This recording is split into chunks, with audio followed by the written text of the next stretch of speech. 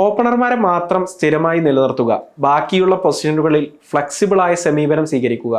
കഴിഞ്ഞ കുറച്ച് നാളുകളായി ഇന്ത്യ ഈ ഒരു ബാറ്റിംഗ് തന്ത്രം പരീക്ഷിക്കുന്നുണ്ട്, പ്രത്യേകിച്ചും ലിമിറ്റഡ് ഓവർ ക്രിക്കറ്റിൽ. ഈ രീതി ശരിയാണോ എന്ന കാര്യത്തിൽ വ്യത്യസ്ത അഭിപ്രായങ്ങളുണ്ടാകാം. ഉദാഹരണത്തിന് KL രാഹുലിനെ പിന്തള്ളി ഇംഗ്ലണ്ടിനെതിരെ ഏകദിന പരമ്പരയിൽ അക്സർ പട്ടേലിനെ ഇറക്കിയ നീക്കത്തെ വിമർശിക്കുന്നവർ നിരവധിയാണ്. അതേസമയം ആ പൊസിഷനിൽ സ്ഥാനക്കയറ്റം കിട്ടി കളിക്കാനെത്തിയ അക്സർ പട്ടേൽ ഫോമിലെത്തുകയും ചെയ്തു.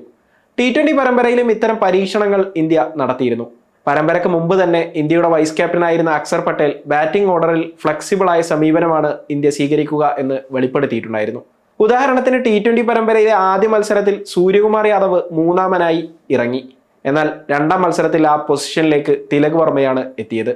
വീണ്ടും സൂര്യകുമാർ യാദവ് മൂന്നാം പൊസിഷനിലേക്ക് തിരിച്ചെത്തി. ഈ രീതിയുടെ പോസിറ്റീവ് വശങ്ങളെക്കുറിച്ച് പലരും സംസാരിക്കുന്നുണ്ട്. മുൻ ഇന്ത്യൻ പേസറായ സഹീർ ഖാന് പക്ഷേ ഈ ഫ്ലെക്സിബിൾ രീതിയോട് വ്യത്യസ്ത അഭിപ്രായമാണുള്ളത്. പരിശീലകൻ ഗംഭീറിന്റെ ഫ്ലെക്സിബിൾ ബാറ്റിംഗ് ഓർഡർ പരീക്ഷണം താരങ്ങൾക്കിടയിൽ അരക്ഷിതാവസ്ഥ സൃഷ്ടിക്കാൻ കാരണമായേക്കാമെന്നാണ് സഹീർ ഖാൻ പ്രതികരിച്ചത്. പ്രത്യേകിച്ചും കൃത്യമായ ആശയവിനിമയം നടന്നില്ലെങ്കിൽ താരങ്ങൾ പ്രശ്നത്തിലാകുമെന്നാണ് സഹീർ ഖാൻ പറയുന്നത്. ഫ്ലെക്സിബിലിറ്റി നല്ലതാണ്, എന്നാൽ കൃത്യമായ പ്രോട്ടോകോൾ അനുസരിച്ചായിരിക്കണം എന്നതാണ് സഹീർ ഖാന്റെ അഭിപ്രായം. പ്രോട്ടോകോളുകളുടെ അഭാവമുണ്ടെങ്കിൽ അത് താരങ്ങൾക്കും ടീമിനും തിരിച്ചടിയായി മാറും. മികച്ച ആശയവിനിമയം ഉണ്ടായിരിക്കണം.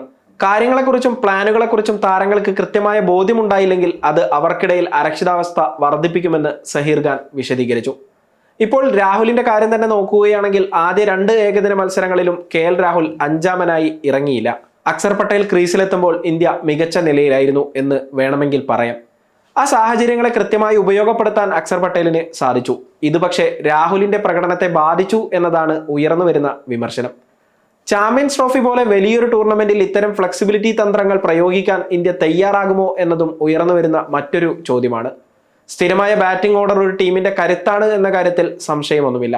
അതേസമയം സ്ഥിരമായ ബാറ്റിംഗ് ഓർഡർ ഉണ്ടായിരിക്കുകയും താരങ്ങൾക്ക് ഫ്ലെക്സിബിലിറ്റി ഉണ്ടായിരിക്കുകയും ചെയ്യുന്നത് വളരെ നല്ല കാര്യമാണ്. ഒരുപക്ഷെ അതിനായിരിക്കും ഗംഭീർ പരിശ്രമിക്കുന്നത്.